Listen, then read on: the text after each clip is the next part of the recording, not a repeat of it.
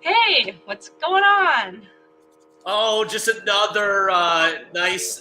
We were talking before you hit the live button, and we were comparing inches of snow that we have, and you win. But Yes, we're yeah, pretty darn close, so we're trying to stay warm. yes. Well, you've already got some snow, and we're about to have some in the next couple of days. So we'll see. We'll have to reconvene in a couple of days and see who has the most. I know somebody told me it's funny how I don't know, maybe this didn't happen back in the day. I didn't even know my parents were doing this, but so we're getting hammered by the exact same snow right before you guys do, and apparently all of our grocery stores are already sold out of pretty much everything. So good thing Yeah. I stocked up way prior to this. Yeah. I stocked up at the butcher shop the other day, and I was like, well, I think we'll be set if we get snowed in or this whole convoy thing continues. We'll be all right for a little while. That's right. That's right. Awesome. So, Joel, tell me a little bit about yourself and your journey with EXP. How much time we got? As much I'm time just as kidding. you have, I'm good. My kids are at school and daycare. I could go for a long time, but here's the deal. Like, not many people are. I've done what we're going to talk about in front of a ton of people. Honestly, probably I don't want to say tens of thousands, but probably close to 10,000 people or agents where I've helped out with the lead conversion topic, which I want to kind of go over today Cool. with some really relevant techniques. But my background is I started in real estate in 2008. I came from an architecture background and used to run my own architecture company. It was small. I always say that, and they're thinking, all these employees in a high-rise building. It wasn't like that. It was very small, but I enjoy designing residential homes. So you And can design my timber frame home for me? I would love to. I don't know. So I don't know, like if some of the specs and the details in your area are different than ours, but like as far as like freezing and stuff like that, I got your back at all. Awesome. So, Cool. yeah, no. So and I enjoyed it. I enjoyed the interaction with the people, but then. And I did that from 2002 to 2008, and we all know what happened to the market in 2008. It crashed. Yep. Which is a great time to get into real estate. Right. And I don't know why I did, because I had to. So I was doing very well. I was doing about 250 homes a year, and I ended up going in 2008 from January to August. I went from doing 250 homes to 33 homes. So you can just see what my income did. Yeah. And I had a family to support, and so I remembered 6 years prior I took my real estate classes but never got my license.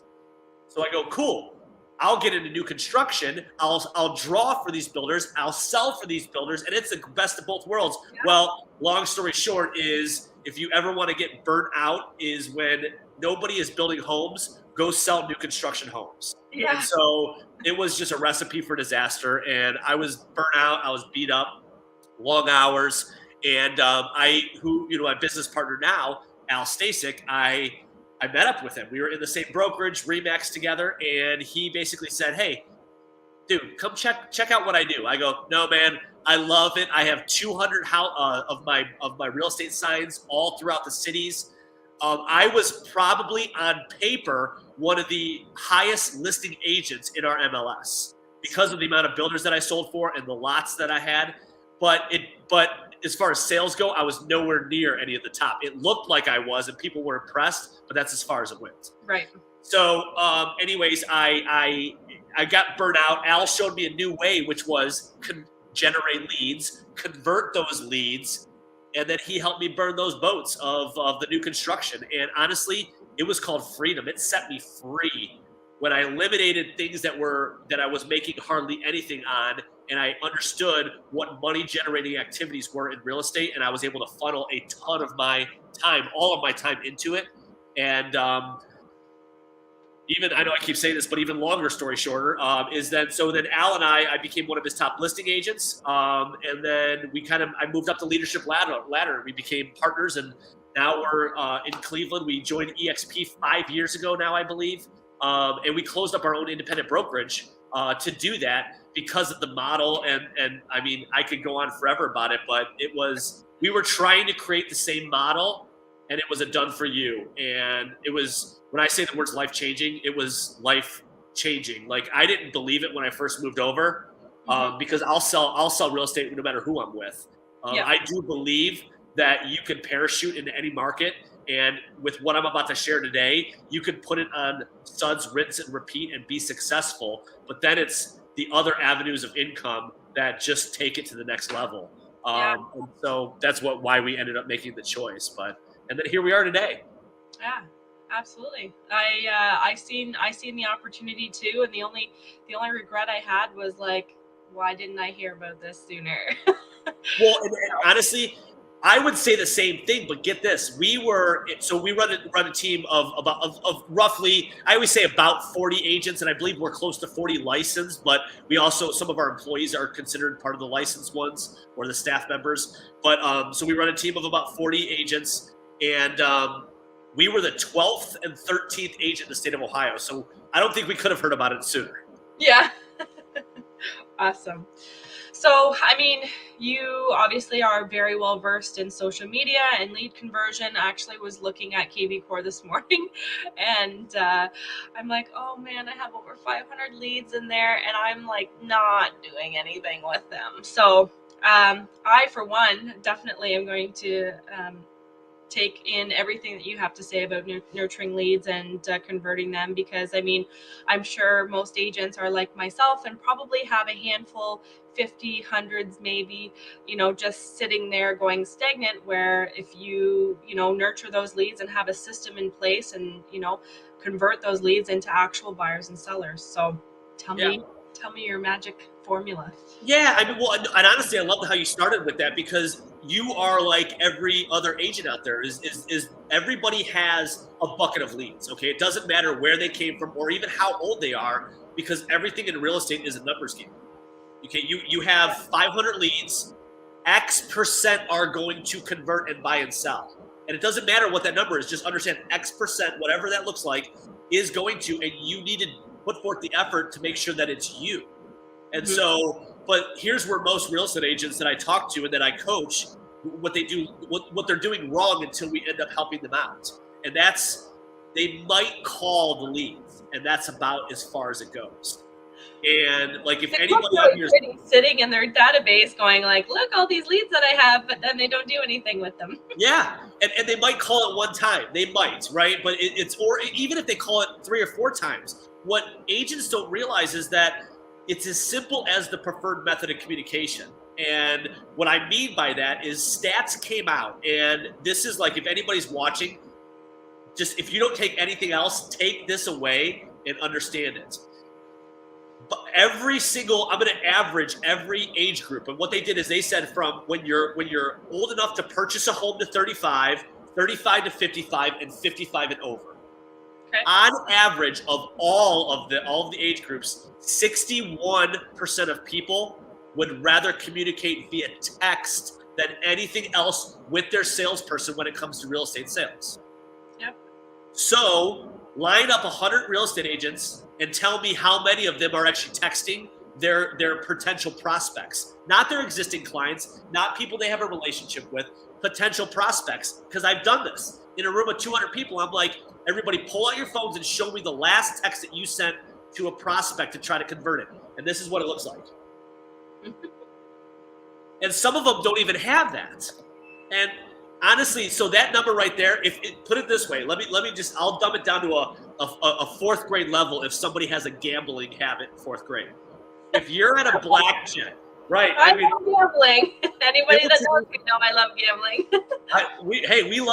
Whenever I go to Canada, we love the casinos. So, so if you're at a blackjack table, Michelle, right, and the dealer deals you 2 cards, you flip them up and look at it, and they go, you have a 61% chance of winning if you take a hit or if you pass, whatever it is. You're going to go with where the odds are.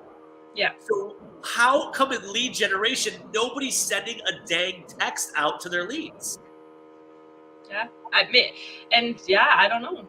The numbers don't lie. And so what I challenge everybody to do is you still have to figure out the preferred method of communication. You have to call, you have to, leave a voicemail, you have to text, you have to email, you have to social media message them. And then the kicker is what you and I both know is going to work, is a video message. Yep. So imagine this. Imagine if I'm trying to reach out to you, you're dodging my calls, Okay. Now I'm going to send you a voicemail, and you kind of know who I am just from the voicemail. I'm going to send you a text. You're ignoring my text. You're ignoring everything.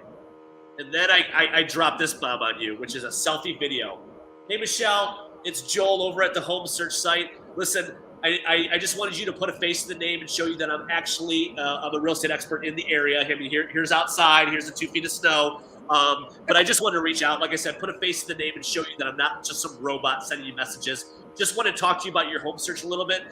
This is my cell phone. If you don't mind, just either shoot me a text back or give me a call. I promise I'll keep it really short because I know you're busy. Yep. Do you think that's next level?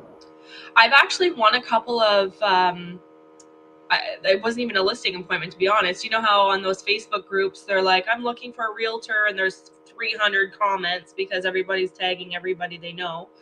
Well, there's been several times where I've picked the person's name, I've went into Facebook, I've sent them a message, and bomb, hey, it's Michelle. You know, I'm a realtor in the area. I would love to, you know, chat a little bit more about, you know, wanting to sell your home, or whether you're looking to buy a home, whatever. I have secured, I don't know how many deals from doing that. And they're like, you know what? We've got 250 messages from agents. You were the only one that sent that video. Or the win. Yeah, no, look at this is like the emoji with the head exploding. That's what like everybody should be doing, because it's called differentiation. Mm-hmm. You need to be different than the rest of what I consider traditional real estate agents. And I know I'm going to ruffle people's feathers, and I'm not sorry, because that's just who I am. But that's what you have. You have a traditional agent that does things the traditional method, which is fine, because if it works for you, congratulations. But then for us, what's going to step it up for our clients? And that's where it's getting a video is totally different than anything that anybody else in the industry is doing. I also believe that it's a relationship-based business, whereas a lot of other agents are transactional and they don't really care about that, you know, personalization. But I do believe that people are craving that, especially with COVID and what it's done to our society and how we've been so secluded and isolated. I think people are craving to see people face to face and wanting to, you know, be connected with people. And I think that making that a personal connection instead of it being, you know, generalized or whatever, I think that personalization really hits home for a lot of people. You nailed it. I mean, sales is based on all of that. Sales is based on emotions, right? But it's also based on all the senses, the touch, see, hear, smell, taste, all that stuff.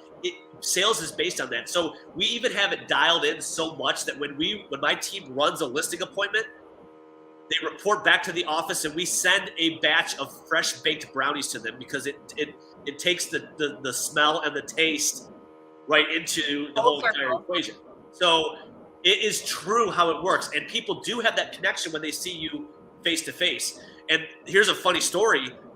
I always say and I didn't just. About 18 months ago, I bought a new truck, and I was already coaching and training on this for a couple years.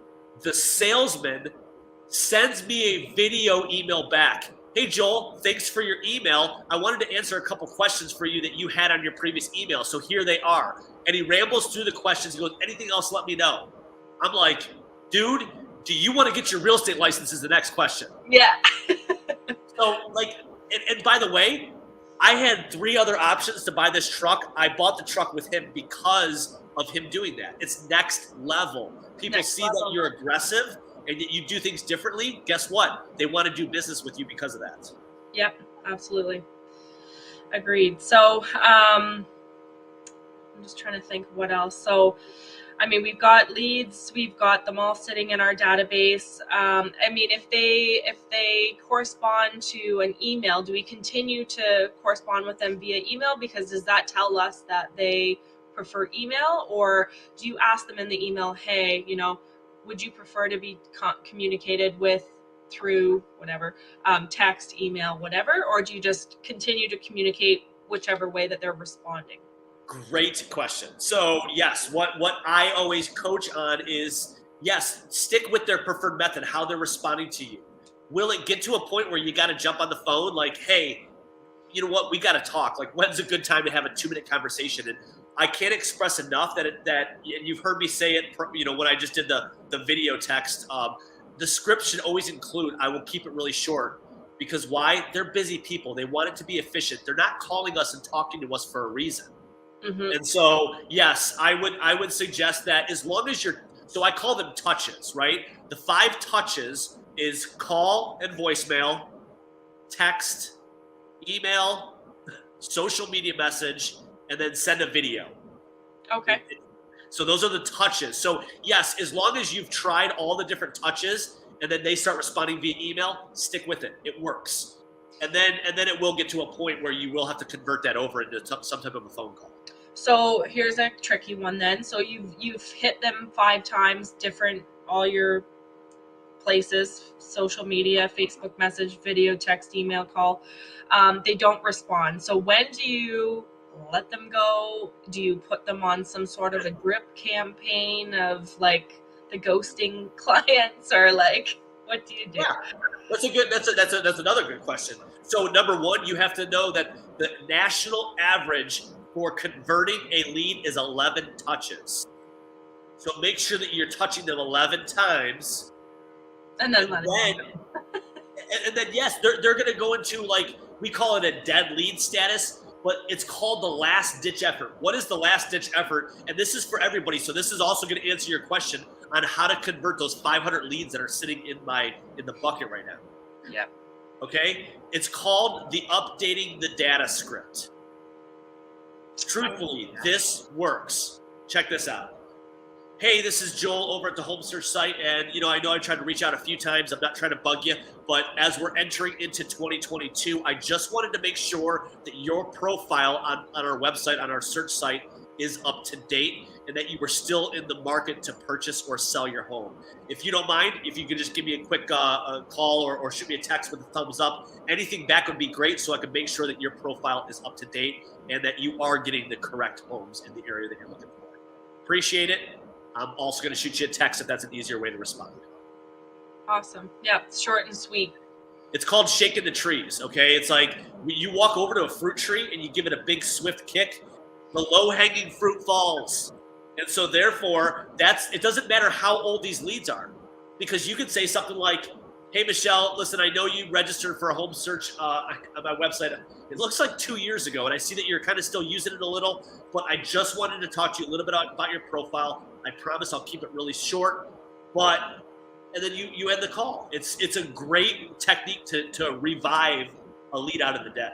Yeah, and I think too, by saying, I'll keep this short and sweet, I think people appreciate that, because they feel like, oh, she wants to have a 15-20 minute conversation with me. I don't have time for that, and I'm not even really interested in buying or selling right now. But if it's only a couple of minutes, then fine. Or if it's a thumbs up emoji, that's super easy. Right? Well, it's right, because why? So what I failed to mention was, what's the goal of a lead? You want to convert them. You want to convert them, but so even sooner is you just want to create a conversation. Right. So you get the lead in. It's a piece of data. It's a name, and I'm not here to argue whether they're correct or not, because a lot of our technology right now, a lot of it is going to be correct nowadays, but you still will get the Mickey Mouse.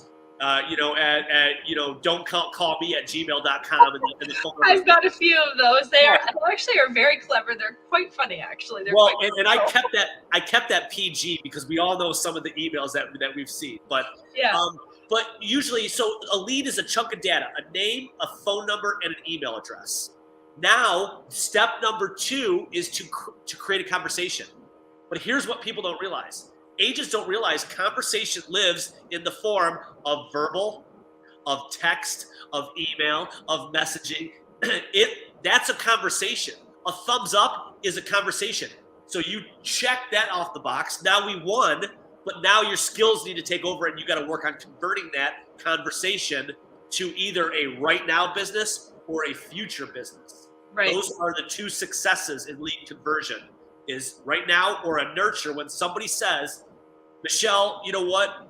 No, we got to wait 6 months. That's still a success. Mm-hmm. Future month. Communicating with you when you know what their timeline looks like.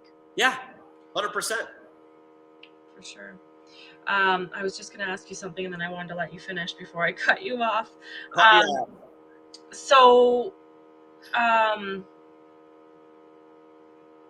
Sorry. I got a good one. Okay. Maybe in the middle, you'll start talking and then I'll remember. Just write it down or cut me off. So, I'll write it down. I mean, here, none of this matters. Like it's when I say it's a numbers game, none of this matters if an agent's not going to put forth the effort. You know, that's truthfully. I mean, I have real estate. You know, I have 2 real estate coaches that I will fight to the death that they are probably 2 of the best coaches on the face of the planet, and I get to hear what works nationwide from all the top agents that these coaches coach. Mm-hmm. And it absolutely coaches. John Kitchens and John Sheplack. Okay. So two of, I feel, the best of the best. I had a good conversation with John in Las Vegas, actually. I was like, he was kicking my ass. He didn't even know who I was. And I was asking him a couple questions. He's like, you need to get this shit figured out. I was like, whoa, don't tell me that.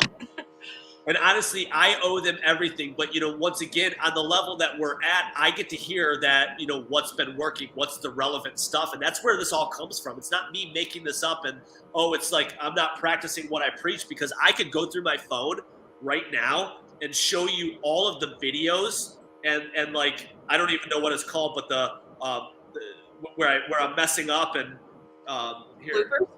Yeah, there you go. Yeah, I seen that today.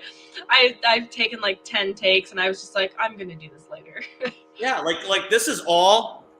These are all videos that I send to people, and I send to people that are meeting me to join our team. And if I happen to get a listing appointment, whatever it is, it's. Sorry if that came through. Someone was giving me a call, but it's you got to practice what you preach. I send video texts out every day. And I have that on my list. One bomb video a day. There you go. So I actually got into the healthy rhythm of sending out gratitude texts, and I do it via video. And I'll just say, hey, Michelle, was just thinking about you, sending out my 5 gratitude texts for the day. You were on the top of my list. And I just want to thank you for having me on, on your show. And make it quick. Boom. Talk about changing people's lives. So so if I want to, or if you want to, or anybody wants to affect somebody and change their life in a positive way, try doing that to one of your leads too. When you have that mindset and that value add, it changes the conversion world. It changes the real estate industry. But they feel it on the other end. If I have the passion like I have when I talk about the subject, imagine if you have that passion. Or I actually, part of my presentation, I show a picture of, and people either love him or they hate him, but who cares, of Conor McGregor, the UFC fighter, and he's doing the billionaire strut. It's with the billionaire with a B, and he walks into the ring and he's got the strut that he does, and he does it when he walks into the ring, and he does it when he walks out of the ring after a victory. It's mindset. He's not only getting in the head of his opponent, but he's creating that for himself, that environment for himself that he cannot not succeed. So why don't we do that in our career? Because our livelihoods depend on it. Absolutely. Yeah, mindset is everything. I mean, even with preparing for our call today, I've taken it, and my word for this year, and not everybody, but every year I come up with a word, and this year my word's thorough. And I want to be more thorough. I don't want to give short, quick, fast answers. I don't want to send 2-word texts. I want to be thorough. I need to stop, being short and sweet. And I think that, putting the effort into that kind of thing makes a big difference. And there was something else that I was going with for that, and my brain's not working. Frick. I do remember what my other thing was, though, for the lead gen thing, was how often, so your team, and I know I'm totally squirreling right now, but your team, how often are you telling them to be doing lead gen? Is it 2 hours a day, 5 days a week?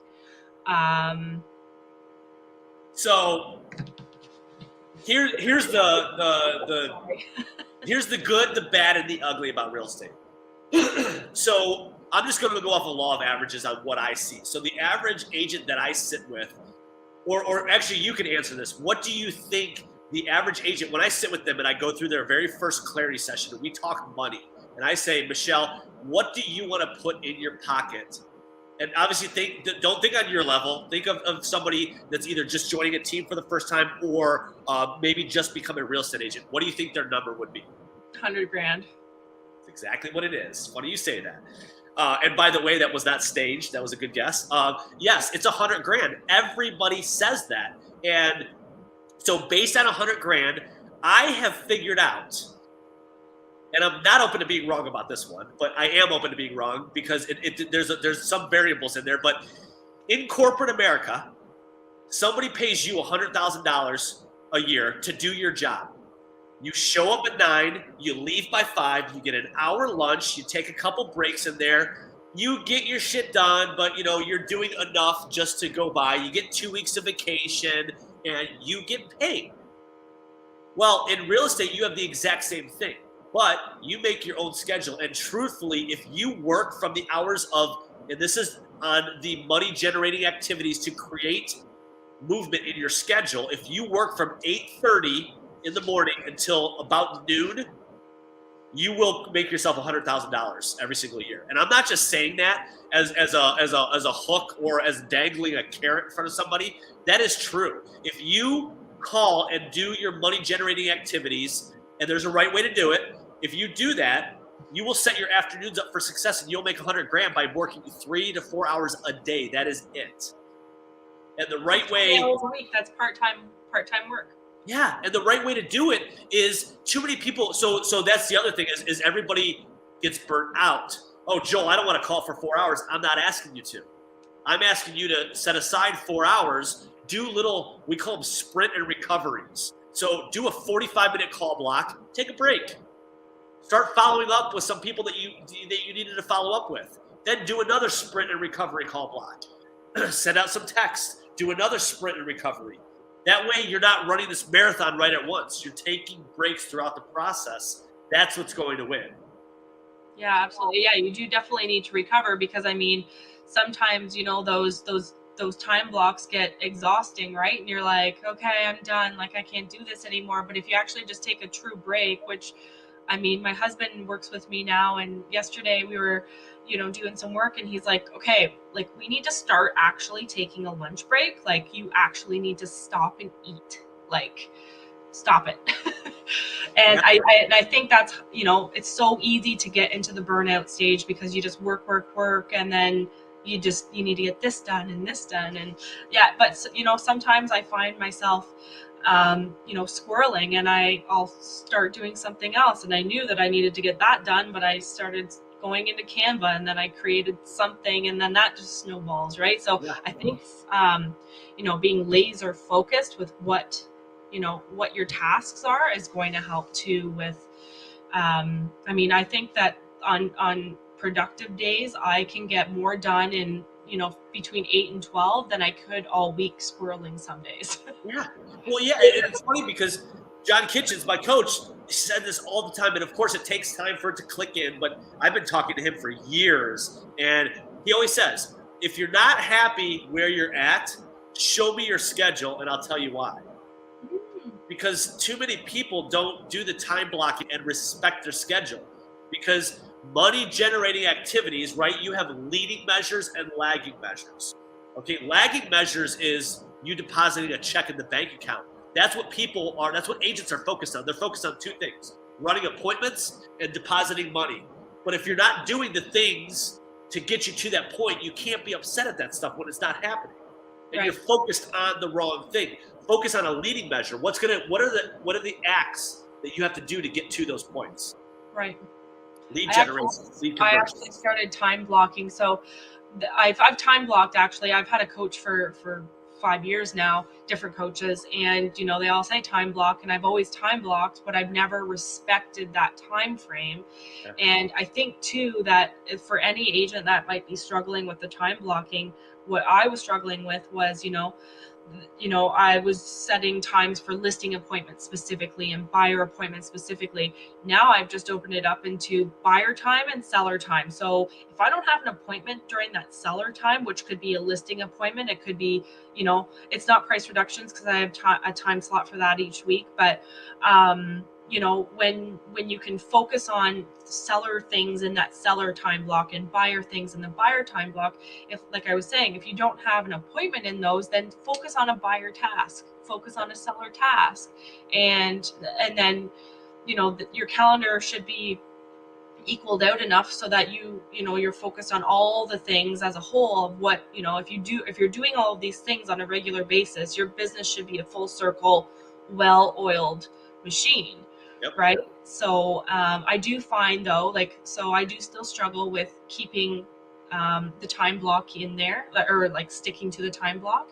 But what I did was I made all of my time blocks gray and repeating, obviously. So when I actually have made an appointment for that time block, I read it out so then I can see where I have openings and where I don't have openings. Yep. And it's starting to work a lot better now, because when a buyer or seller calls me and says, I'd like, to go see this house, or I want to, you to come and give me an idea on what our house is worth, I can look at my schedule and say, look, I've got Wednesday at 12 or Thursday at 3. That's all I have. And then they conform to your schedule, which I have been a slave to my clients for the last 8 years with their schedule. And, I've got 2 small kids. So it's really, it's really difficult as a people pleaser myself to say, no, sorry, I'm going to spend time with my kids tonight.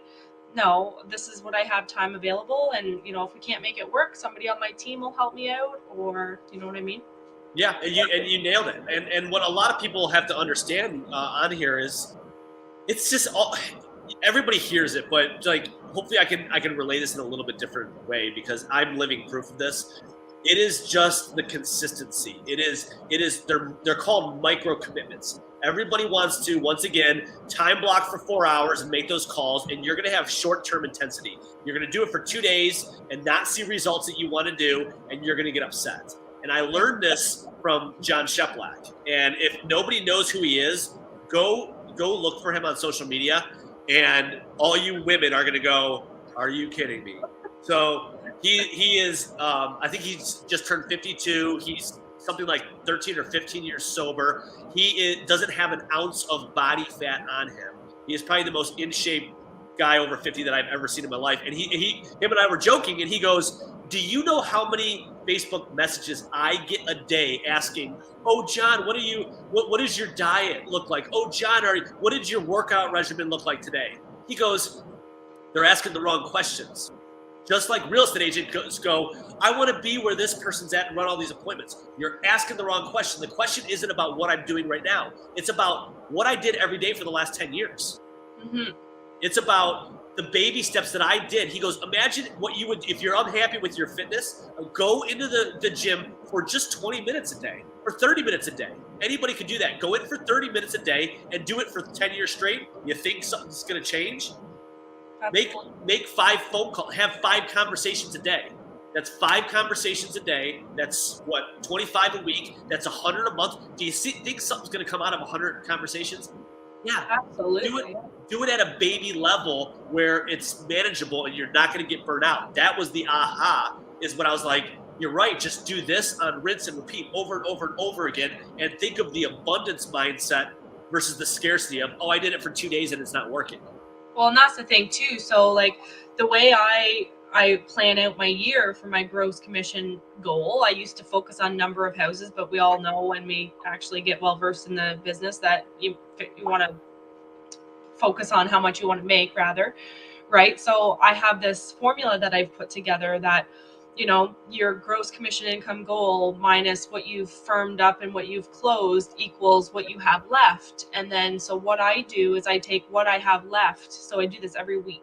So whatever I have left, I divide that by how many weeks is left in the year. So we're at 48 weeks, I think, left of the year.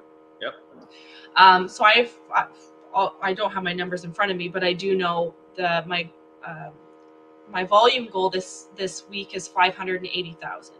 So I take that number that I have left to, for the rest of the year, divide that by 49 weeks, and then I take that and I divide it by 2.5, because that's generally our standard commission, which then gives me a number for the week.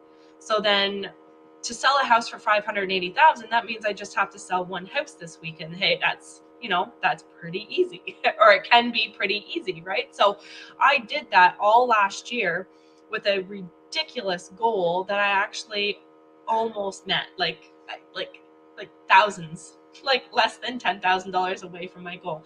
But I mean, you take it one chunk, you eat an elephant, one bite at a time. And I think that a lot of people that, you know, you look at that big picture and you're like, I don't know how to do that. Like, I know I want that, but I don't know how to do it. You just have to break it down, like reverse psychology almost, and just reverse it into smaller chunks. Yeah, they're micro. And the other thing that, and I don't mean to keep dropping, I won't even say the name, but one of my coaches says, he goes, they're called micro commitments. Little hinges swing big doors. That's Focus true. on the small things in your business and stack them, and they're going to end up opening these huge doors for you. Yeah, and I think, you know, with being a realtor, there's only a handful of things that you're going to want to be doing every single day to, you know, make your business run. You're going to want to be on listing appointments. You're going to want to be doing price reductions and buyer appointments and seller appointments. And you know what I mean? Like, you're going to want to be doing just those handful of things, because those are the things that, you know, get you that step closer and your clients closer to, you know, achieving their real estate goals, right? So yeah. You know, you said something that pissed me off. So you have to sell one house for about $600,000. I don't even know what your prices are like there, but so in Cleveland, I think the average in our MLS is right around 175. And our average as a company is around 220 to 230. So I got to sell 3 houses for your one, which means I got to do a lot more work to make the same amount of money. Figure that out. So I'm coming to buy some investment properties down your way then. Do it. Do it. I'll help you. I got a great. You can just manage them, and I'll buy them, and we'll team up that way. Yeah, no, I mean, right now our industry is obviously on fire and going a little bit berserk. You know, our average here is, and I'm in between, and for any of the Canadians, I'm basically in the middle of Toronto and Ottawa, essentially, and then a little bit north. But I mean, our average home price is over 600,000, which is craziness. I was looking at some properties this morning, and there was a bungalow listed for I think it was $399, and it went for $613. And I mean, like, the whole thing needed to be like redone and gutted, and I'm just like, man, these people. And the thing is as a realtor, I take it quite personally that I don't want my clients coming back to me going like, what in the hell? Why did you let us do that? Like, I have that in the back of my mind always going like, I have to tell them what I think, or else they're gonna, you know, someday come back on me and be like, why did you let me do that? Yeah. It's crazy that these, you know, at the end of the day, it's the client's decision what they choose to do. And I'm sure there's lots of realtors that tell their clients that they're being ridiculous. But I mean, some agents just don't care, and they're like, hey, tell me your price and I'll get you this deal. Well, I just got off the phone with one of my agents right before this call, and she was asking me the same, or telling me pretty much the exact same thing. Like, a client asked my agent, so, you know, what do you think this home would sell for? And my answer, so once again, it goes back to, like, we talked about lead generation and the mindset. Try to be as much of a human as possible to everybody you talk to. And so, like, my conversation, and I've sat with people, I don't even actively sell, but organically I do have family and friends and loved ones that will list and buy, and I will help them because I still love it. And I tell them, I'm like, there is no real estate agent on the face of this planet that is going to tell you what your home would sell for in this market. None of us know. None of us know. I could tell you what the market is telling me. We can come up with an educated guess, and then we can even overprice it. Who the hell knows what's going to happen after that? But I'm just flat out honest with them about it. And so, you know, we strategically figure it out together, and then we laugh, and they're laughing all the way to the bank. Yeah. Ridiculous. Yeah. So what? We can sort of close out here. I know we probably lost a lot of people, but in the form of, or in the sense of platforms, what is your take on what platforms that agents should be on right now? What are the ones that are, you know, bringing the best return in the sense of like, is it Instagram Reels? Is it Facebook? Is it LinkedIn? Or there's a couple new ones that I don't do the TikTok thing, but there's TikTok, and then there's some other one that starts with a T. That's I mean, here's the deal. It's just it's the eyeball traffic. I don't. So here's what I've heard. YouTube channels are going to be are doing fantastic, and I'm a big fan of Facebook, Instagram. That's what we train and we coach on. Facebook for me over Instagram, and I think that you could be very strategic about who you're targeting, your audience, but it's about the consistency. We talked about that word. Truthfully, it is, because you said it like earlier. I sent a video out and this is what happened. But then what happened is what we have done in our business too. We stopped doing it.